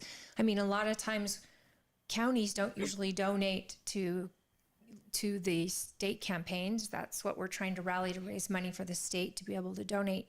But this primary is huge and we need to have a great turnout. So one good thing is you get your ballot. I like to vote in person, so I'm horrible because I wait till day of. But for those of you that do mail-ins and love it, vote early. Vote early, get the numbers in so that it's already in. And then if you have any questions, go to your county clerk's office and watch the integrity of that office. Watch the way they do things. Be a part of it. Offer to help on June 25th. That's voting night. And I hope we get results in pretty early. And it is just the Republican races in this primary, but they're all so important. Ballot down. We need to make sure that we are showing up. I'm not a Republican. Well, you should register. Well, it might be too late for you to register. You know what? I was You don't leaning have towards to the register. Libertarians, but then I saw their convention. So Oh. never mind that. Holy cow. Did the Libertarians what are they doing? What? Oh my gosh. You know what? Here's what the Libertarians are doing. They've got a presidential nominee that's going to peel the weirdos off of the Democrat side. Not the weirdos. They're going to peel The Democrats that like freedom off. Man, they couldn't have gone harder for Trump on accident if they tried. They couldn't Good have. point. Good point. Yeah. Yeah. He celebrates the happy hour, the reading to kids, the trans, Oh, this nominee. he likes guns, so there's that. Well, and you know what? I see your favorite group just gave the endorsement. The NRA just endorsed Cox. Oh, what? The NRA did? I'm shocked. Hold me back. Whoa. Endorsements mean a lot, folks, and they're not easy to get, especially if you're not an incumbent. They're Who's not the easy to GOA get. endorsing? Who's the United States Pistol Association endorsing? Those are people who actually fight for rights. Would they make you register? The thing I like about the NRA is loud, so all the dummy Democrats point at the NRA, and the GOA gets ignored over here. They're the smokescreen. Yeah. Yeah, they're a smokescreen. Oh yeah.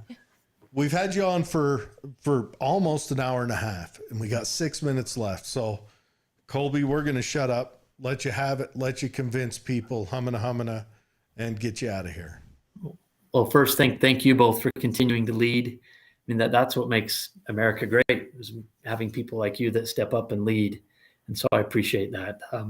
So for me, what you're going to get if I'm fortunate enough to be hired by you, is what you've gotten for 3 decades already.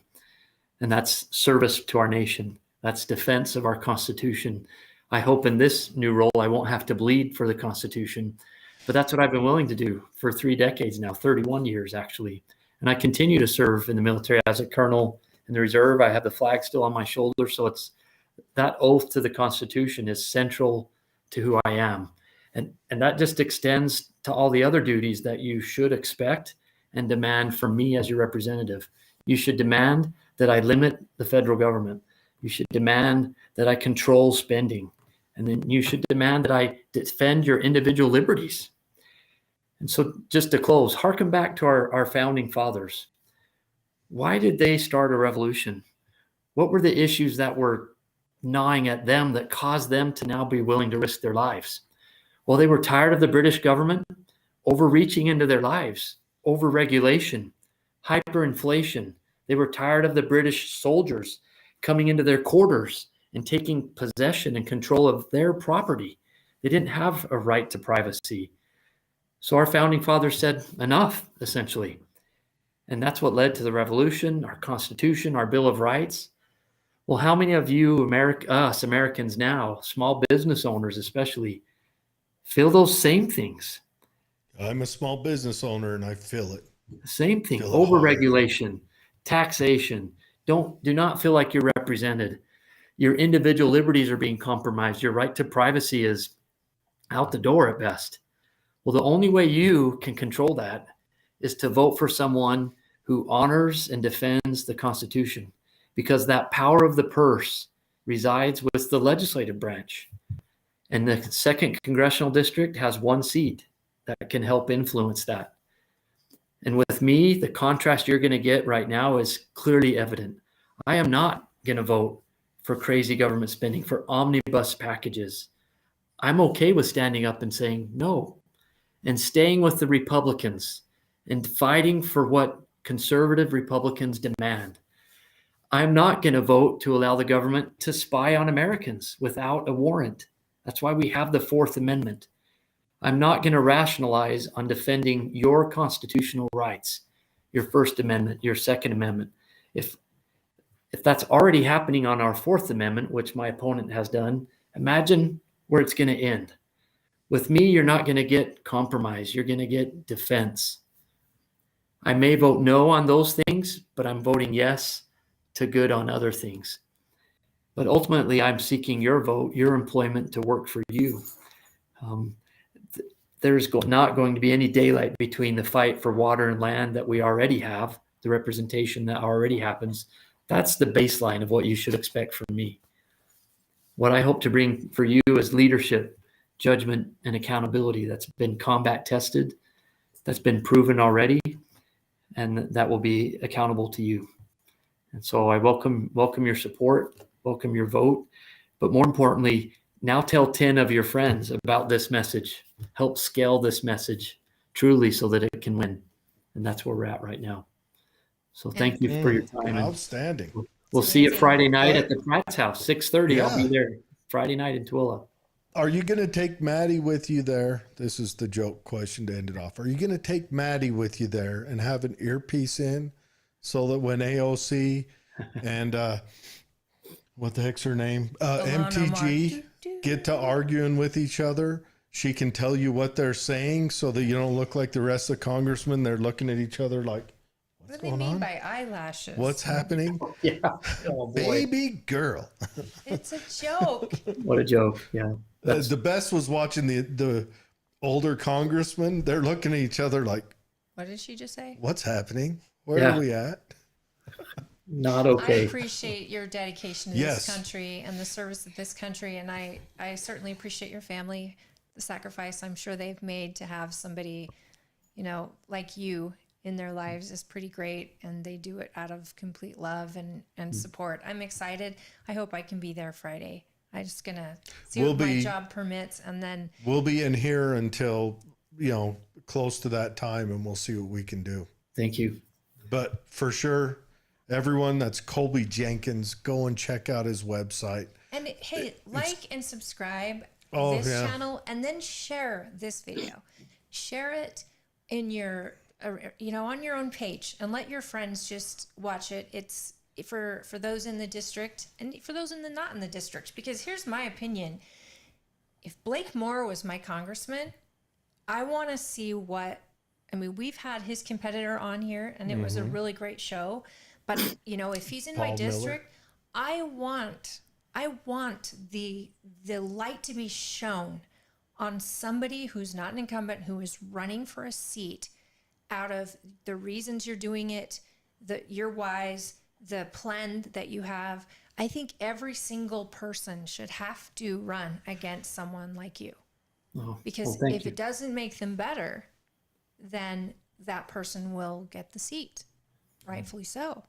I mean, I think competition is important. It makes you either better at your job, and I think in the very stressful time like a competition, how you behave is very reflective of who you are. And I just think that you would not make mistakes.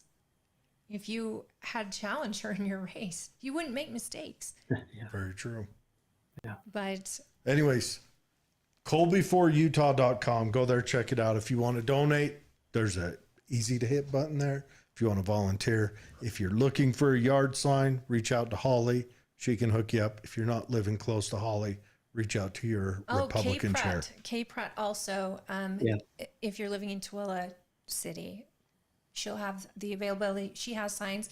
And then I'm in Stansbury Park, and we've just got bases where you can come pick up the signs you need and want. And we're so grateful to those of you who are using your signs, especially if you live in a high traffic area. If you live down a circle, down on a dead end like I do, it may not be the best place to put a sign. Your two neighbors will see it. If you can put it out on the entrance to said neighborhood, get permission if it's private property, but make sure that you, I can always use help in placing signs, and if you want to reach out and help us do that, just message me, Jared. I'm reaching out to you, brother. I need your help placing signs. I'll message you. Hey, Colby, we'll cut you loose. Thank Maddie again for being the go-between. She's great. She's an outstanding young lady. Yes. Colby, thank you for stepping up career-wise and stepping up in this portion to, I think take we should over. go there after our show. I'll try to. Yeah. Yeah, I mean, by we and do our just say show hi. till 6. Yeah. So But thanks again, everyone. Have a good night. don't say goodnight yet, because we've got more to talk about once we say goodnight. We got more to talk about, but this has been Colby Jenkins. We want to thank him for coming on. And Colby, you have a very wonderful night. Yeah, enjoy Thank sleeping in your own bed for a night, because you Yes, probably yeah. have not been doing that very often while you're traveling. Yeah, but it's worth it. But thank you guys. Thank you, sir. Okay, Have we'll a see ya. great evening. Okay, bye. Bye. Bye. All right. He's always a good interview. He is. What did we have to talk about? Well, we've got the show Friday, so we want to talk about that. We've got Oh, a yes. candidate for Attorney General, Derek Brown. Yep, got Derek Brown Who's coming a very on. good friend of mine, and he's somebody that I'm looking forward to interviewing and just having a great time on our show. He'll be on at 3, and then another dear friend and amazing person. She'll be on at 4. Nicolene. 4 to 6. That's Nicolene Peck. And Nicolene is actually running in our Republican. She's already got our nomination, but she's running for Tooele City's House, District 29.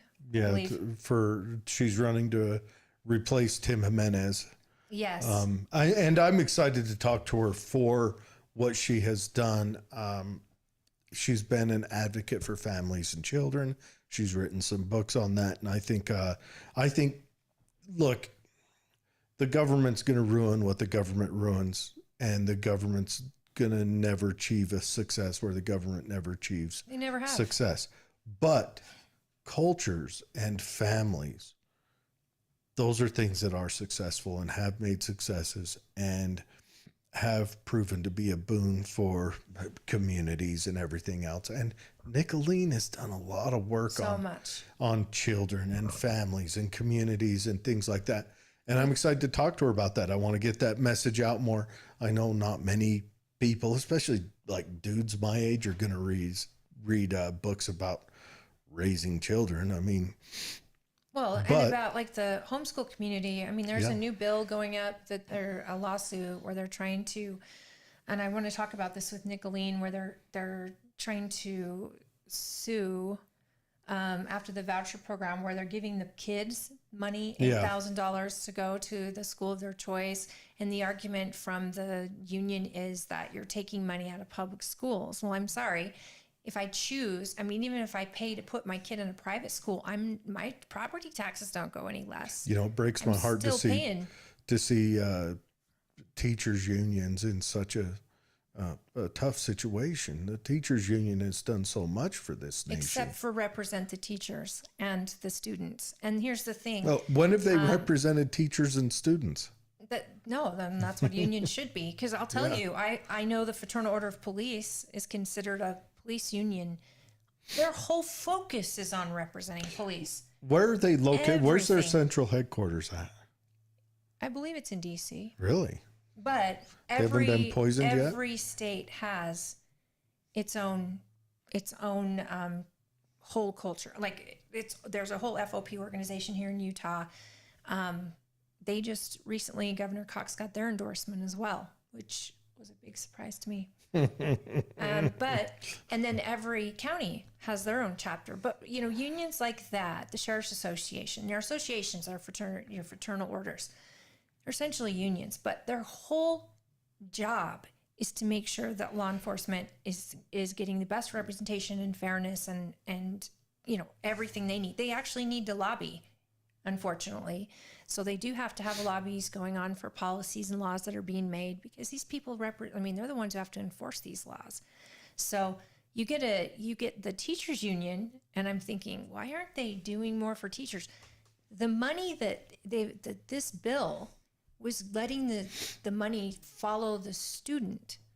So for homeschooling families that are paying private tutors or are paying for their kid to do things that public school kids do anyway, and paying taxes, this was a great bill.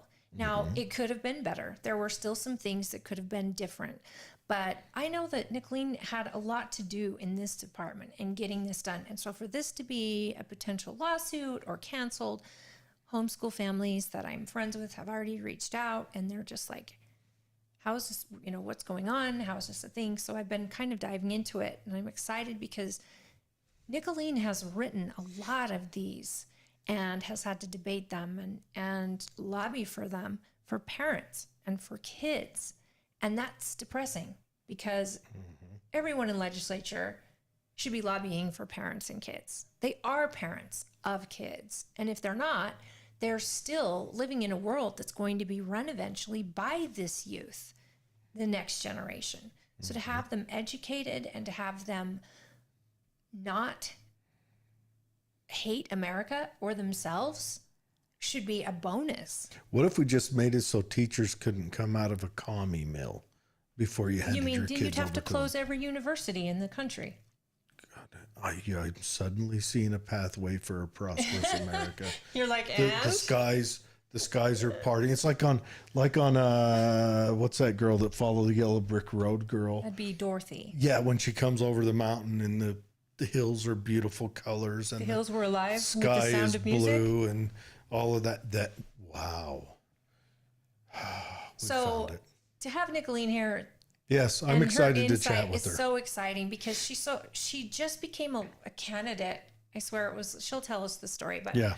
last minute candidate, because she has been fighting behind the scenes for so long. So she's got a whole life behind the scenes that is so exciting and interesting. And when you said we have to get her on here, I was so excited. I've been begging to have because her on, but she just had some grandbabies. So she's been a little busy, but I talked to her a she little didn't bit. have them. Her darling daughter did. So twins. Yeah, but she's helping out. Grandbabies, nothing more exciting on earth.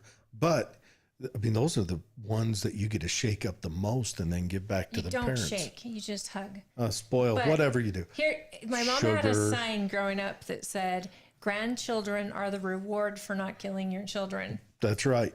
And I'm like, rude. And then for I my had, son out there, take note. Better get on that. yeah, what Anyways. are you waiting for? That's not it. But But no, I'm excited to talk to her because I think culture is everything we need to focus on right now. Everything we need to focus on, everything we need to fix, I think can be fixed through proper application of culture. At home. Yep. Yeah. At home, From the in your second- neighborhood, in your community. Yep. How do you take care of this? How do you keep the federal government out of your life? You take care of your community. Those are things that have lapsed the last little while. Thank you, internet being invented and everybody doing their stuff online. But, As we are advertising online and hoping for you all to be we're watching. online. I hope you're online watching us. But that's where we are. But we've got to learn how to function these communities because our federal government has only grown stronger in the last, 30 years.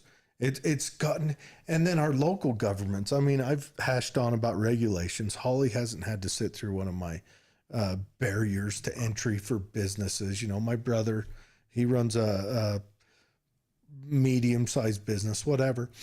And just the cost to cut ground to start building a property is crazy. I mean, we're talking numbers that make it so that your average person cannot take a chance. Not And in this economy, especially. in any economy or buying a house. Why do you think all the houses are $700,000 McMansions at 2,000 square feet? Why aren't they building the 2-bedroom, 1-bath house anymore? that we grew up in. Yeah. Why aren't they doing that? Because it costs on average $20,000 just to cut the house into the city. Basically, and the paperwork. I mean, So I worked for, I had a company too, Who's going to build and our red tape was federally. It's mostly. crazy. We looked at a brick and mortar idea and just started getting into the county red tape. And I think we live in a great county. One of the best. But when you have to, I mean, your brother's job, I mean, his company started in one area and now he's spreading, and to have to deal with that in these different counties with different regulations. And most contractors are in just different like, cities. I can't build you a house for X amount of dollars unless it's a huge output, because I can't even do the paperwork or get the What start. bank is going to give you let's say they say we're going to build a $200,000 2-bedroom, 1-bath house, right? Let's say they say that. What bank is going to give a loan for $200,000 when there's a 10% haircut the day you sign it? Absolutely. No bank is going to take. Now, the student loan programs, they would do that because that's guaranteed to get the haircut. Ooh, and did you hear? One last thing, then we got to let everyone go. Why do we have to let everyone go? We can be done at 8:30. I dressed up.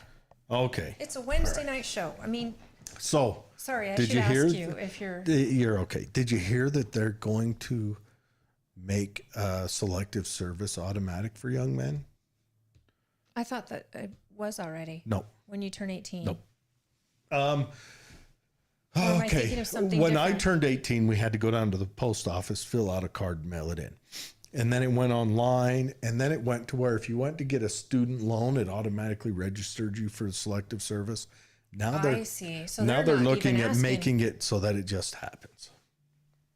Well, what if you've changed genders? We better do it before you're 18. Even then, though, I don't the know. government knows what your birth certificate is and your It social. probably depends on who's in office, because I That's a imagine good point. well, it depends on the war they start too. Because Which Biden's getting quick onto getting us involved in more wars. He might need us. He might need the hot bodies.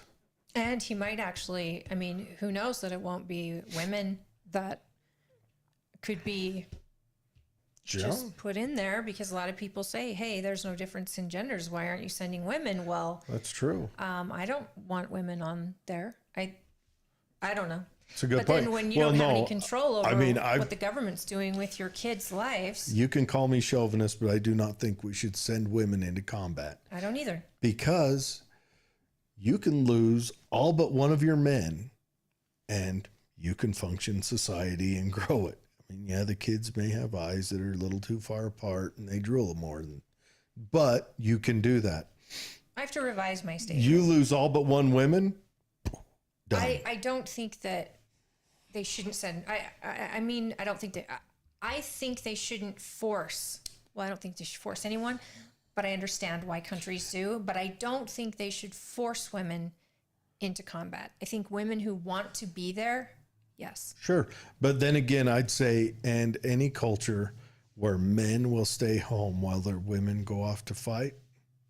Well, Israel has both male and female. They Sure. have to be in the military. No, their females do not have to join. Their males do. I thought they had to also. I think their females is a voluntary force. Do you know that for sure? Because I was think so. told that when you're an Israeli-born citizen, you automatically serve 2 Yeah, years. we or should something. look it up at another date and time and argue So, about it. did you see the new latest about the Taliban wanting you to come to Afghanistan for travel? Oh, really? They're opening up Yes. for travel? I can go there. Do they offer helicopter rides? They and- offer that you come and you have to follow all their laws and their Well, obviously. restrictions. So the women that I'll go bet there you will look enjoy the fantastic four in a walls burqa. of their hotel room that they will be staying in, which I hope is Well, no, you major can't nice. even have a sponsor like the old man couldn't say, "Let's go out," and he puts the potato you can sack put on the you. thing on with the eye cuts, I believe, if you're with And a then male he can escort that you're escort you married out. to or Now- related to. I think at 13 they can escort you, so your son could actually let you walk outside. I mean, he would be in charge. I don't understand how they think that Afghanistan would ever be a location for visiting. But on the other part, I'm thinking, why does the Taliban need money? We've given them plenty. I mean, are their poppy fields just not producing? The Marines aren't guarding them anymore. But we're still sending them. Do you know this? We are still sending Afghanistan guns. This is our world right now, folks. We are still totally weaponizing these countries that are trying to kill us. Your money.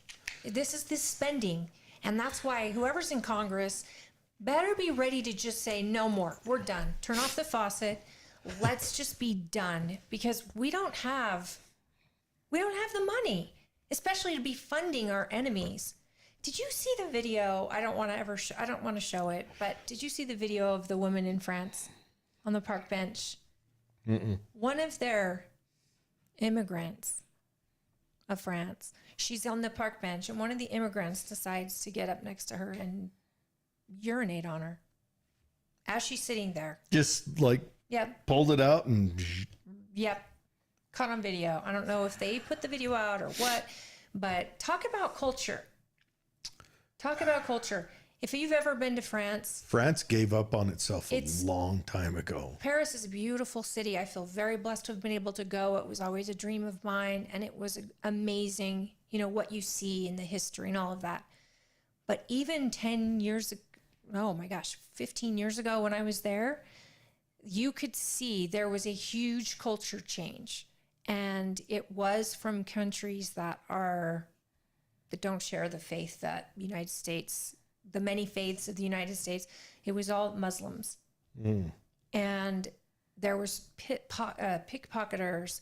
There were people handing you signs that say, I'm deaf, please, I'm deaf. Can you please give me money and mute? And I'm just like, oh my gosh, look at that. And they would look at they weren't So deaf, blind, and mute. You were punking. Well, why would you hand me this? And then they would crowd around you. Now, I'm not saying it was this religion, but I am adding to the fact that they had a huge, overwhelming surge of migrants that went into France, that have been in Germany, the United States, the UK. So when you have these people who are not from your homeland, basically, they're not experiencing the same culture. But in what culture do you urinate on a person in a park? Honestly. We've talked many times about how there's a perceived goodness according to the melanin in your skin, and that's not a new thing. That's been building forever. What I want to know is, like, you've got the Southern Poverty Law Center who's been fighting for that forever, and now they're going to have to live in it. And So all this, and that's what it is. It has gotten to a point where, I mean, look at our Comes news. full circle. Look though. at how our news is. If someone of melanin acts fatherless and goes out and commits a rash of crimes, the news will ignore it. And then let's say, And the culture celebrates that person, that oh, bad person well, it's, who's victimized by if- the wrong side. hold on. If there's a police officer involved and it goes the way it should, they will celebrate the police officer again. But if someone of lower melanin goes and does something, so we've had a perceived the darker you are, the good you are, better you are, or the poorer you are sometimes, or the, whatever, pick your little happy word, whatever. And that's where we've gone. There's no more rational thought into what's going on. What situation are you in? What does this look like for real? What does it look like on the ground? I mean, I think that's in the media. it's the media. Because I know there are so many people It's your in this AGs. country It's all that. I mean, that are watching in real time Sure. and what they're seeing. I mean, there's amazing people in this country of Sure. all cultures and colors. 100%. But then when they see it for themselves and then the media has a different narrative and you're like, wait a minute. So for example, the guy who rapes a girl gets 5 days in jail and he's released. But the guy who sneaks into Nancy Pelosi's house and hits her husband with a hammer gets 30 years. Let me tell you something that happened. How is that a lot? I think this was just last week. New York subway. A guy, not his first offense of doing this, sprays another guy with flammable and then lights him on fire. Gee. Gets arrested. The guy die? No, he's burnt like a mother. But the guy, I think 6 months ago, did the same thing. He's known for it around the precinct, whatever. He's not bail eligible. They let him go. He wasn't, the time he did it before wasn't bail eligible. They let him go then. Does the melanin in this man's skin have anything to do with that? Oh, it probably does. And the guy he lit on fire was a person of lighter melanin, but still melanized. And a victim. But Yeah. they blame victims. And they're the media. Oh, I watched CNN give their response about Trump showing up at Libertarian thing, and CNN was like, "Well, Trump nailed that. Like he did a great job." Dude, I'm like, and the CNN Libertarians wants showed him up back for so him. bad. CNN wants Trump back so They're begging. badly. They are just licking their chops. Mm-hmm. And with Trump's in his trial and all of that, you're gonna see in real time. If they vote guilty, there are so many people, melanin included, melanin loaded That's people, starting to change. It's a who are wild watching time. this and But- saying, if they find this man guilty, a man they couldn't get anything to stick, nothing to stick, and they find him guilty, that they know then that they are absolutely, what they've always thought is that this justice system can be bought and that it does have an agenda. Well- and the DOJ is weaponized against them for all these years. Let me lay out the It'll melanin confirm thing. all of that. It's not the people of melanin who are pushing this ideology. No, It's the people of degree. it's their allies. No, it's the people of degrees because it's pushed through colleges. It's our commie farms. They're like hoeing and raking and And they're the watering most racist people on the and planet. growing. And it is racism Yep. that causes them to look at people, because let's be honest, the fatherless people of higher melanin commit their crimes generally against people in their exact same Right. melanin and socioeconomic brackets. It's same with So, white people. White people mostly commit All crimes of their against white people. almost 100% of their victims look exactly like them, live where they are. So, but they're celebrating a degradation of society. There was an argument. Dave Smith made this. God, if the libertarians could have got him to jump in, they might have survived this. The libertarians might be done for a decade. What did they do? Why did they do what they did? The guy, yeah, because the libertarians are kooky and they always go for who's not in power. Last year, the Mises Caucus won, so this year they went hard left. It's a libertarian thing. That's why I'm not a libertarian. That's why I'm an independent. I agree. But anyways, so he said, libertarians, it's okay to want freedom, and it's okay to want that freedom to be scary and to sometimes dip into, kind of degradation. But Like don't, anarchy, you mean? don't celebrate it. Don't come out and say, the guy who's robbing the store, that's okay, we're going to let him go. Don't celebrate it, still punish it. You want to have that dangerous freedom. I want dangerous liberty. I want to have the liberty To govern yourself. That not just govern myself, but provide for myself, to obtain those negative rights. Sure. And I want that. And I think that should be. And the libertarians, they'll want it for a year. And then the rest of the libertarians recognize they wanted it. So then they'll go hard left and become socialists. And then so in 2 years, the libertarians will switch again. They do it every time. I don't think there's anything more racist than looking at a group of people and thinking they need you to defend them. They need you to give your money to them. And they need, the people I know that are Spanish speaking from all those different Southern countries, some of the hardest working, most resilient individuals I know. And for someone to go, you need to just not have to follow our laws, and you need to have college paid for and all these other things, because I'm an ally. I'm sorry, no. You should have to do the same things that all of us have to do. We should support ourselves. You should get into you're in the new country now, and do in this country what you would expect any one of us to do in yours. If I moved to Mexico, the people in Mexico would expect me to learn some Spanish, at least to be able to order my food, get a direction, pay off the police because they do take bribes. Trust me, I've been in situations where they've asked for money.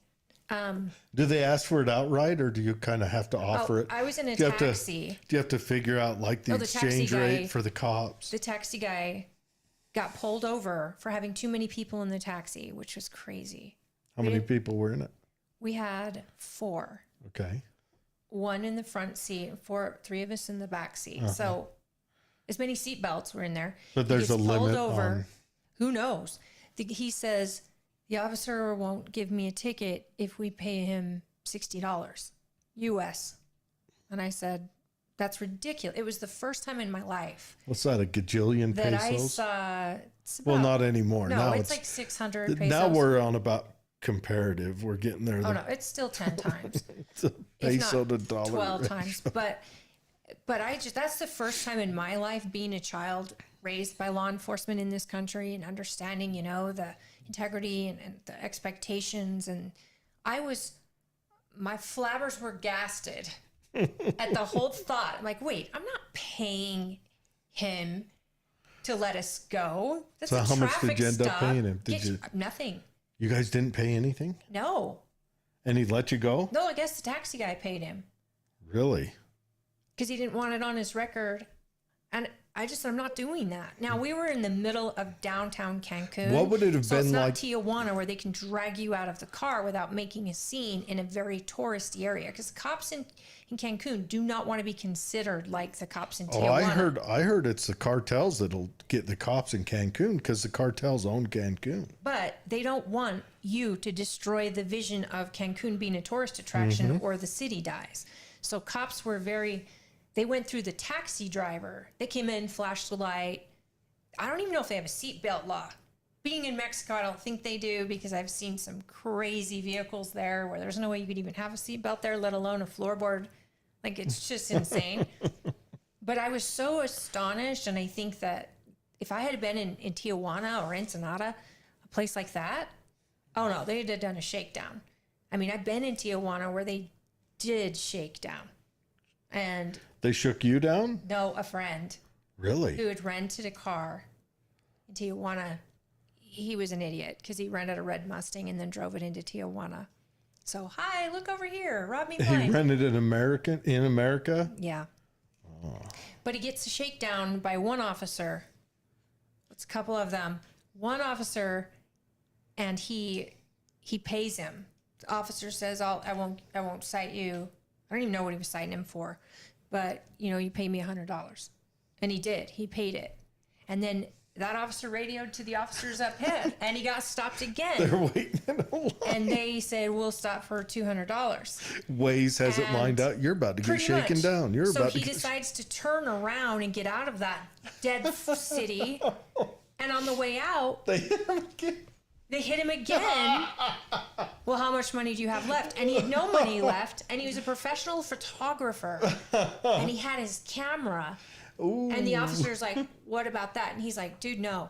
Sorry, no. I've given you every penny. No, you can have the car before you can have my camera. Because that was his livelihood. And what did the officer say then? How much do you have left? And he took it. Like, seriously? Oh. People, I'm telling you, Americans can't fathom Yeah. what real scary life and what real poverty is or pain is because we have never experienced. Maybe somebody has somewhere where an officer's been bribed, but there are, the body cams, I'm telling you, are the best invention Oh, ever. dude. Because Body cams and cell phone cameras. it keeps officers like on their best with policy and everything else, and it keeps you, the citizen, protected It from protects bad both. behavior. Absolutely. If an officer is good, he has. How many officers have been exonerated because of body cameras? How many times have a complaint went so the chief or the sheriff pulls it down and watches it Could and have like, destroyed their career. and it's like, what are you talking about? And No, then officers started to be able to, I've seen a couple cases like on Judge Judy, where officers have been able to civilly sue those citizens for even putting the complaint in their jacket because it is a career destroyer and they were able to prove their innocence with body cam footage. Yep. And to be honest, we just had the anniversary of George Floyd. I'm still so George Floyd, angry. Saint Floyd, hallowed be his name. that I'm so angry that the body cam footage of those officers earlier, prior to what you saw on the video, has not been more widespread. The media hasn't shown it. Nothing. What, the media? Remember when they changed the color of Zimmerman to make him look whiter? Yeah. And they made Joe Rogan look green. They changed the color of people according to. Are we really this stupid, folks? We are. Have you heard the story? There's this girl. I should bring it up another time because we're past 8:30 and I got to let you go.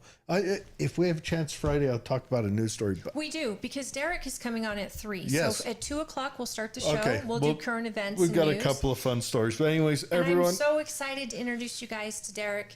Yeah, he's a very nice running guy. for Attorney General. His family is just remarkable. They're musical, singers and actors and very talented people. just amazing. And he was our party chair here in Utah during COVID, which is like the worst possible time. And Carson actually won after Derek, but Derek was kind of a healer in the party because he is very good.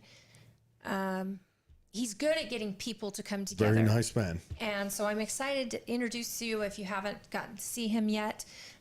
We've invited everybody. So I know how some of you feel and all of that about candidates. Please just Look, we're not going to disclude anyone. I mean, right now, if I had to sit and listen to a communist bark on about their stuff, I would sit and listen to it. And I would do it because I think that the populace deserves to hear what everyone's message is. well, and we'll get to them mainly after the primary when we've got all our I've candidates. been sending a message. We just had Yeah. an independent and an unaffiliated. I've got 2 Democrats on the line, but there must have been something going on because all the Democrats were out of town. So there must have been something going on. A Democrat get together. Oh, did they go to a college or something and set up shop in a green tent? Maybe they went and kissed the terrible. backside of a goat and Yeah, their sacrificed the goat. convention's not till August. They And- that's another thing to talk about. I mean, Biden's not on He's Ohio's ballot That's because insane. anyways, You guys, this world's a clown world, and welcome to the Yes. front row seat, folks. have a good rest of the week. Everyone be safe. Thanks for your support, we will be everybody. back on Friday.